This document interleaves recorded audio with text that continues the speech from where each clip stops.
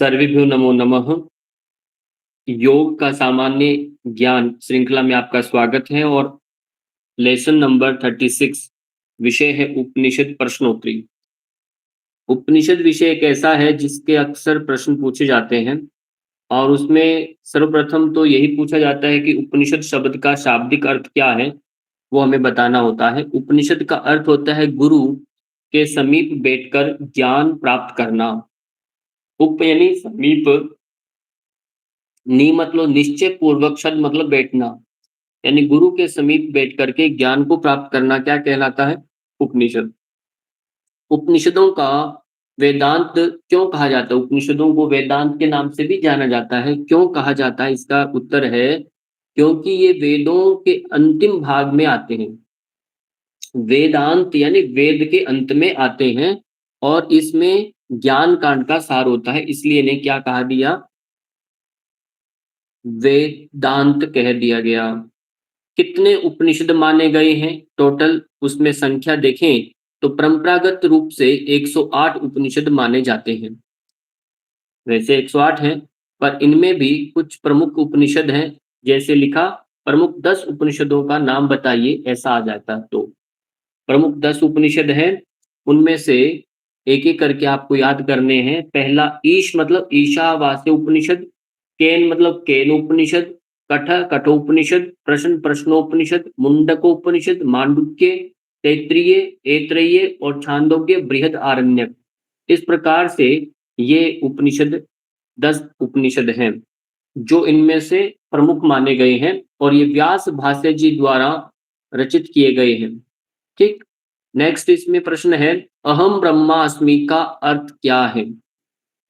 अहम ब्रह्मास्मि, उसका अर्थ होता है मैं ब्रह्म हूं। आत्मा और ब्रह्म एक ही है, ऐसा भाव मान के आपने उत्तर देना है। मैं ब्रह्म हूं, आत्मा और ब्रह्म एक ही है। तत्वमसि का क्या अर्थ होता है? इसका अर्थ होता है तुम वही हो। तुम वही हो। आत्मा और ब्रह्म का एकत्व कहलाता है तत्वमसि। नेक्स्ट इसी में हम देखते हैं ब्रह्म और आत्मा का संबंध क्या है। इसको विचार करें तो उपनिषदों के अनुसार आत्मा ब्रह्म का अंश है और दोनों एक ही है।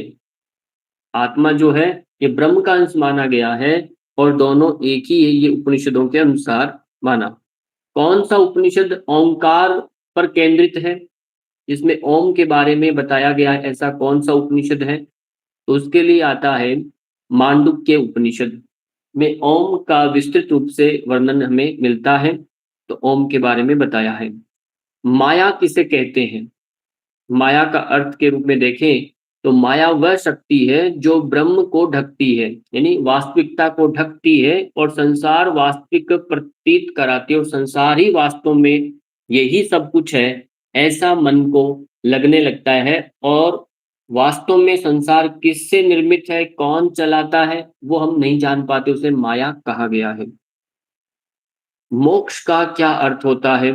जन्म और मरण के चक्कर से मुक्ति, यानी आपका कोई मोह न रहना, वह सब क्षीण हो गया, तो वो कहलाता है मोक्ष कहलाता है।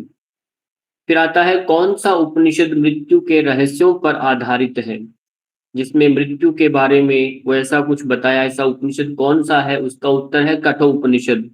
इसमें मृत्यु के संदर्भ में चर्चा देखने को हमें मिलती है, कठोपनिषद है। सर्वम खलविदम ब्रह्म का अर्थ क्या है, ये जानना है। तो ये समस्त ब्रह्म है। सर्वम इन सब कुछ, खलविदम ब्रह्म, ये समस्त ब्रह्म है। ये पूरा जो दिखाई देता है, जो गति में है, सब कुछ ब्रह्म ही है। उपनिषद किस प्रकार की शैली में लिखे गए हैं? हर एक लिखने की शैली होती है, हर पुस्तक का अंदाज होता है। तो उपनिषद जो है वो संवाद शैली में लिखे गए हैं, जिसमें गुरु और शिष्य के बीच में प्रश्नोत्तर होते हैं। एक प्रश्न करता है, एक उनका उत्तर मिलता है। तो इस प्रकार से शैली में ये एक वनों में, जंगलों में, आश्रमों में ये लिखे गए हैं। तो वहाँ जब गुरु के समीप शिष्य जाकर के अध्ययन करते थे तो बड़ी जिज्ञासाएं थी। उन जिज्ञासाओं के उत्तर के रूप में ऋषियों ने, मुनियों ने जो उत्तर दिए, उन्हीं को एक सार के रूप में उपनिषदों का संकलन है। तो एक अपने आप में ग्रुप डिस्कशन है, जो बड़ी एक तत्व ज्ञान को लेकर के है। तो उस रहस्यों को उद्घाटित किया गया है, जो हमें अक्सर व्यवहार में हम देखते हैं, उन पर चर्चा की गई है। उपनिषदों का मुख्य उद्देश्य क्या है? वह है आत्मा, ब्रह्म और मोक्ष का ज्ञान प्रदान करना।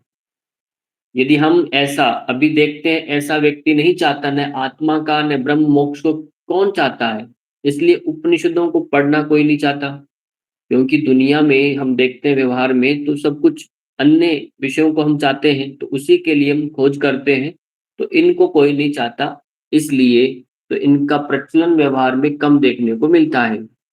पर वास्तविक जब व्यक्ति सब कुछ पा लेता है, तब उसे मोक्ष यानी मुक्ति नहीं मिलती, क्लेशों से दुख में रहता है, तब वह उपनिषदों के इस ज्ञान की शरण में आने लगता है।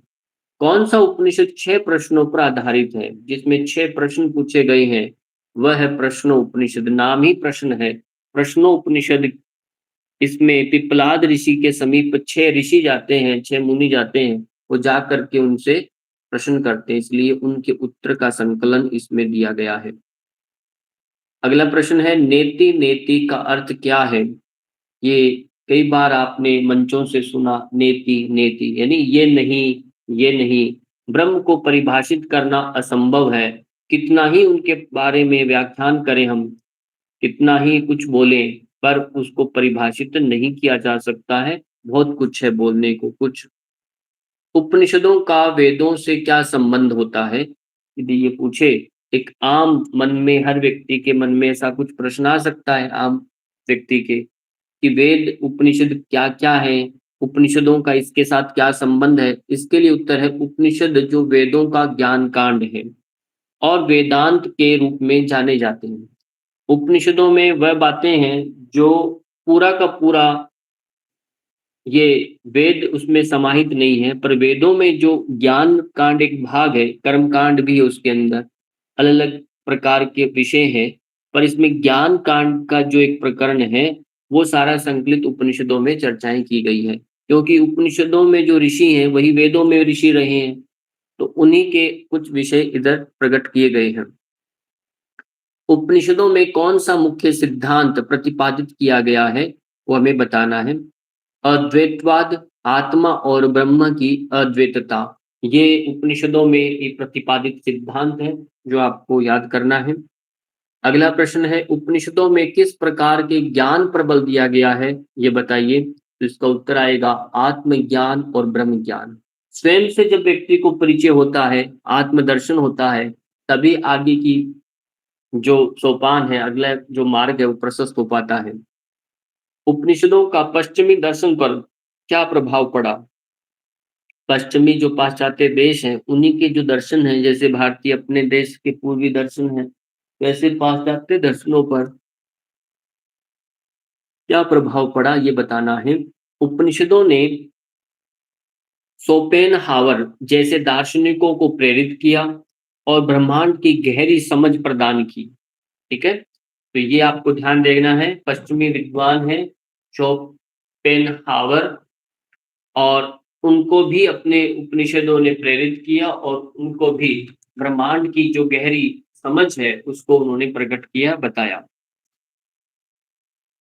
और इसी के साथ ये विषय सामान्य जो प्रश्न थे उपनिषदों के लेकर के, वो एक प्रकरण हमारा पूर्ण हुआ। धन्यवाद।